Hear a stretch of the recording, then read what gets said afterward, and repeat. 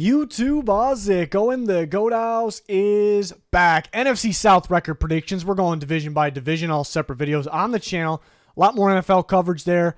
Also been uploading some YouTube shorts. And we also have constant coverage on our Twitter. Links pinned in the comments for anything you're looking for. I think the way people talk social media, they have the NFC South is a battle. There's some interesting debates out there. I'm pretty firm on who I have as the best team, who have the best record. I'm not saying they easily blow everybody away, nothing like that. But I'm a little different than other people. I think maybe I don't have a different prediction as most people. But in terms of, I don't really think it's should be that much of a debate right now. But starting with the Saints, I do have them going 10-7, and I will say, am I closer to being more than 10? If they don't get 10 wins, where are they going to be at? I was actually closer to them being 11 wins possibly. So I'm not saying 10's worst case scenario. It could be worse than that, which Twitter subs been getting best and worst case record for every team here as we go through the divisions, and they get more bonus content. But I'd like going through the schedule. I think the schedule is very favorable, and it's a pretty good roster here for the Saints, and it's been good. It's just the durability issues, but their best players, that's the downside. The durability issues and their best players, are they getting any better? They got other players that are pretty good, and they are getting better, but their best players, the players that have been around for quite a bit, they kind of been the staple of this team that makes them great. Will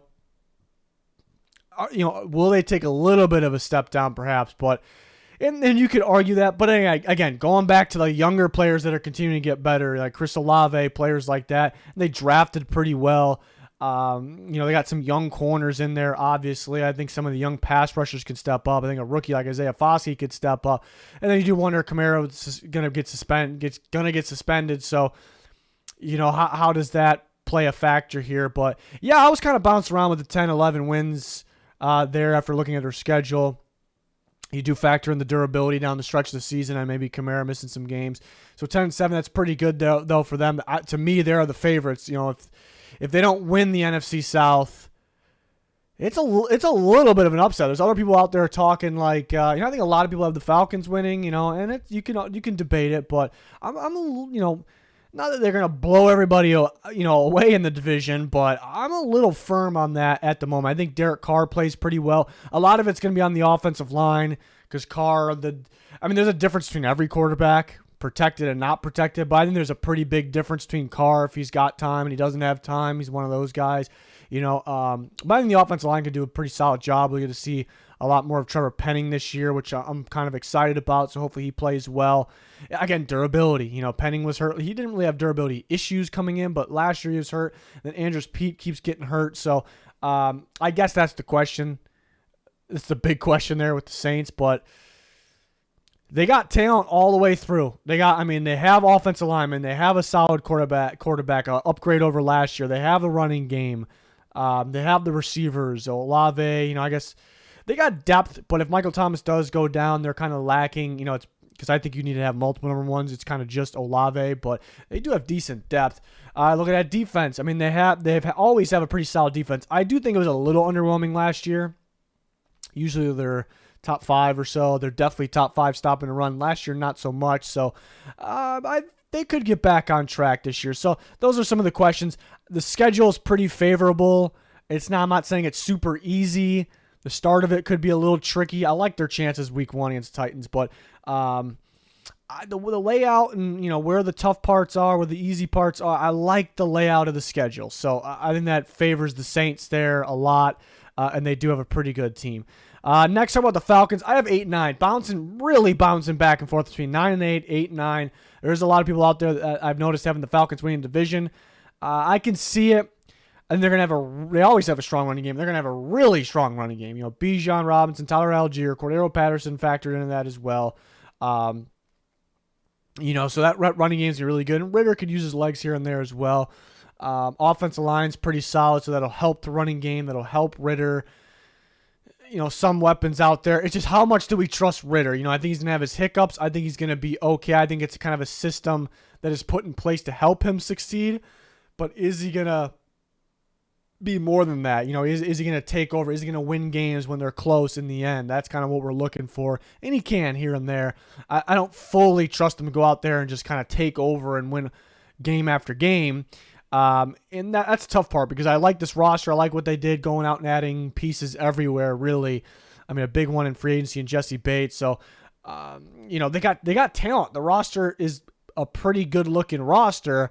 The issue is, where they have the questions. It'd be quarterback and it'd be pass rush. Now, they added some pass rushers. There's guys that could step up, young guys that could step up, get better.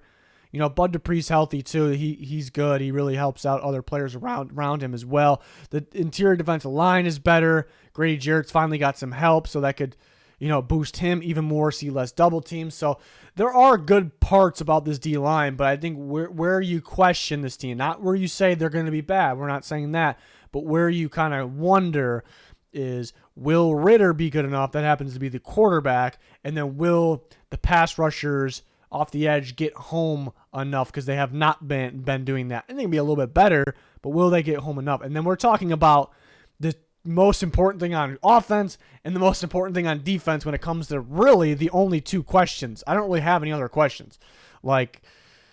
Their weapons are good enough, especially the running game. The offensive line is great. I think the interior defensive line looks really good with Grady Jarrett and David Onyemata. The secondary, Jesse Bates at safety, A.J. Terrell at corner. They have other pieces as well. The linebackers could be better than expected as well. They got some unique pieces. Caden Ellis is going to be an interesting one.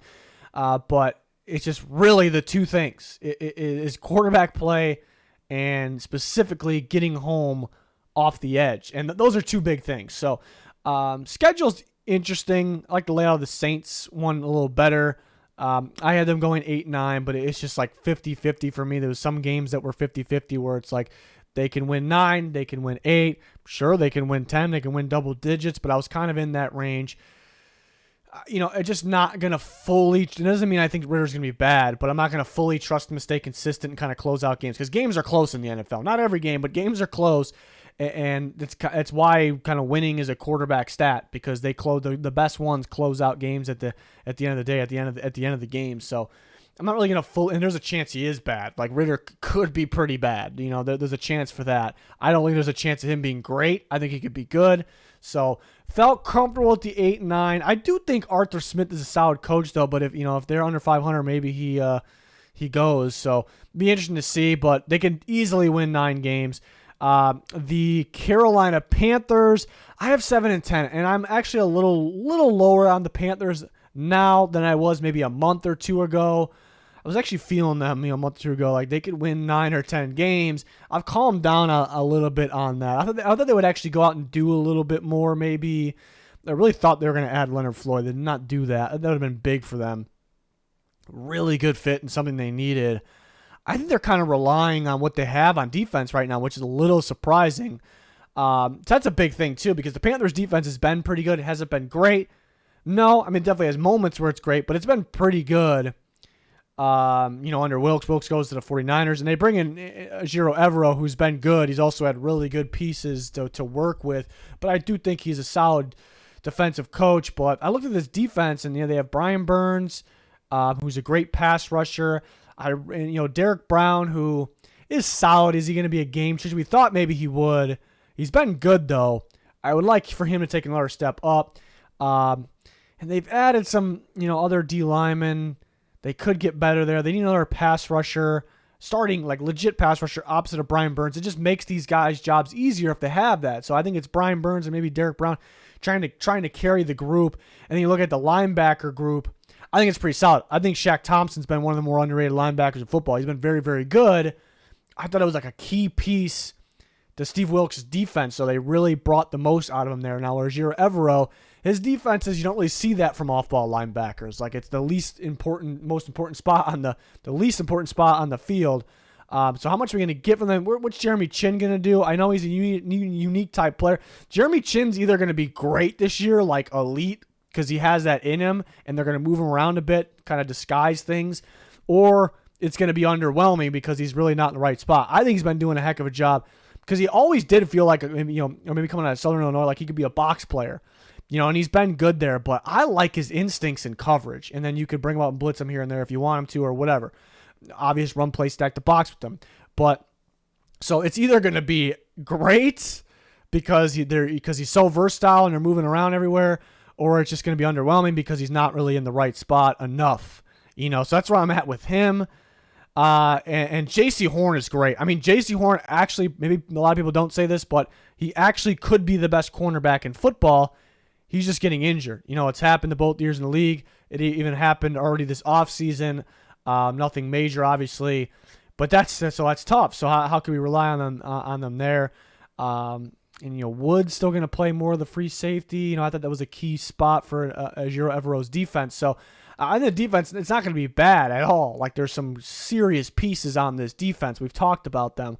But, first, again, a month ago I was a little higher on the Panthers. I'm thinking defense, it's really good. They got a good coach, really good defense. I'm sitting here thinking, maybe they're relying on current talent, and maybe they don't really have it built for Evero's defense yet. So it could be a little hot and cold and going to the offense. Same thing. Bryce Young's going to have his games, I think, and he's going to have his games where he's he's a rookie and he's an undersized rookie. So I think there's a little bit of that. And the receiver unit, that was a thing a month ago too. I'm like, all right, they got rid of DJ Moore, but end up getting their quarterback because that, and they added more. They have more receivers than they had before, even though there's no DJ Moore. So I'm like, that's actually pretty damn good, but it's still pretty good because it could work out because they have the quarterback as well with that trade. But is there a sure thing consistent guy in that receiver group? I think Mingo's got a bright future, but how much right away? I mean, he could help right away, but Thielen's a smart receiver. He took a step down last year. I think he'll be solid for Bryce Young, but is there going to be like a consistent takeover receiver in that group? That's the tricky part there. Running game, Reich should have, and they have a decent offensive line. Running game, I don't know if it'll be super consistent. That's how I wonder. Like, will I think there's going to be hot and cold pretty much with everything on this offense. Really, it's weird because the offensive line was probably the worst in football a couple years ago or close to, and now it's probably the thing I trust maybe the most for this year. Going forward, you'd think Bryce Young, but so I think it could be a lot of like a good team when they're on their game, they're going to look really good. They're looking like a playoff team, and then there's going to be a lot of hot and cold though between both sides of the ball, which I think is kind of like a newer team. Well, new quarterback, new coach. New defense coordinator, obviously, new coaching staff, new running back, so different receivers. So, yeah, I think that they could act like that type of team, which is a little inconsistent, still trying to figure their identity out. So I had 7 and 10. I don't see them, worst case could be 6. I just don't see it. So I guess a tighter range. I could see the 8, 9, 10, the 8 or 9 as well. But I've calmed down a little bit on the Panthers since, maybe a month ago. And then the Tampa Bay Buccaneers I have going 5 and 12, and that's tricky too because they have serious talent on this roster. Having Mike Evans, Chris Godwin, having other pieces as well. Star offensive lineman Tristan Wirfs. Star center and Jensen. There's serious talent in the offense, but the quarterback play, which we think would be Baker, but it could be Tress, could be pretty underwhelming with the offense, even though we mentioned Wirfs and Jensen. The offensive line play definitely could be. It was underwhelming last year even with those guys. It could be very underwhelming when we know Jensen got hurt, but it could be very underwhelming this year for, and think about it too, the quarterback has a lot to do with the offensive line as well, like making adjustments, a lot of trust in there as well. And Brady, the best of all time, so the offensive line was where it was with him. You could expect a little bit worse here, I think, even this year. So I think that'll be a problem in the passing game.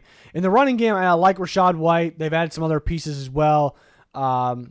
Chase Edmonds, they have other pieces, but I like those guys. But is it a consistent takeover, especially with the offensive line running game? It's not. So that's kind of the issue. Like, they have some serious pieces there on offense, but I just don't see a whole lot of consistency. I don't really see them really being that threatening consistently through the air or on the ground or with the pass protection or even the run blocking.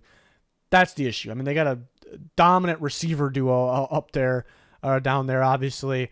And then look at the defense. They got pieces there as well. They got a really good cornerback duo. They have a big-time safety in Antoine Winfield. They got good linebackers in David and White. I mean, they got some pass rushers. They got Vita Vea.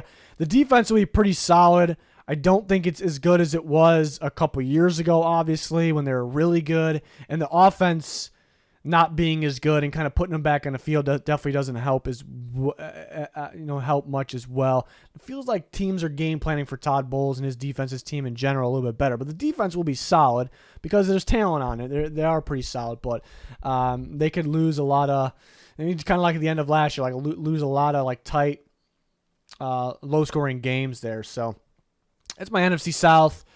I guess I don't want to say tricky because I didn't really have a hard time with predicting this, but you could say it's a little tricky because the Saints and their durability, they're going to be a good team. They're going to be a good team, but the durability, how long will they last? How many games they're going to get through before they have to worry about playing with backups, or do they just completely stay healthy? Because teams, it does seem like the same teams that get beat up, but it doesn't last forever. So maybe it's that time of the Saints to stay healthy. They're going to be a very good. They might win freaking 12 games then. So because I do like the schedule, it's a pretty good team then. So, but why I said they could be a little tricky to if you're predicting out there because durability. But then look at the Falcons. It's just like Ritter. How good is Ritter going to be? They're just two things: the quarterback play and the pass rush. The rest of the roster looks pretty good. They're going to be dominant running the football. The Panthers, is everything going to click like consistently? That's the thing there. Like that's kind of where I wonder with them. How consistent will they be? I literally think there's going to be games where the Panthers look like a legit like this team. We're going to be watching them 1 week. Watch out for that damn team in the playoffs, winning that division. And there's going to be weeks where it's like, come on. I really think that's going to happen with the Panthers. But that can happen. They can still make the playoffs. They can win 9 games. That's very, very possible. And the Bucs, star players, but, is there enough out there? I guess with the passing game, the offensive line, but the running game as well. Like it could be decent, but then you look at the defense. The defense, I'm not really worried about the Bucs, but weren't worried about last year, and they were losing games. Still squeaked into the playoffs. Wasn't pretty, but they had that defense last year. I don't imagine it would be. It could be. I would say it could be a little better this year, looking at it on paper. But I think it's going to be harder. They might see the field more, which results in giving up more yards and points. So I don't really see the defense statistically, technically, being better because of that. And I just don't know if the offense has a whole lot. Maybe Brady was washed. I mean, I don't think so. I was gonna say maybe Brady was washed. It'd be better. There's no way. So that's my thoughts on the NFC South. We did this for every single division except for the AFC West and NFC West. That is next. We've been rolling out from YouTube Shorts, kind of covering each division as well, all division teams. More of that to come here. Still got to get the NFC South ones. And then Liquid IV, GLD Shop, those are our sponsors. Liquid IV we actually have a 25% off now until the end of the day on the 4th. So now's your chance there. Links been in the comments for anything you're looking for. That is the NFC South video. If you want the other ones, they're on the channel, again, except for the West on both conferences. More videos to come covering the upcoming NFL season. Can't wait for my position rankings and actual full predictions. So it's going to do it. Thanks for watching. Goodbye.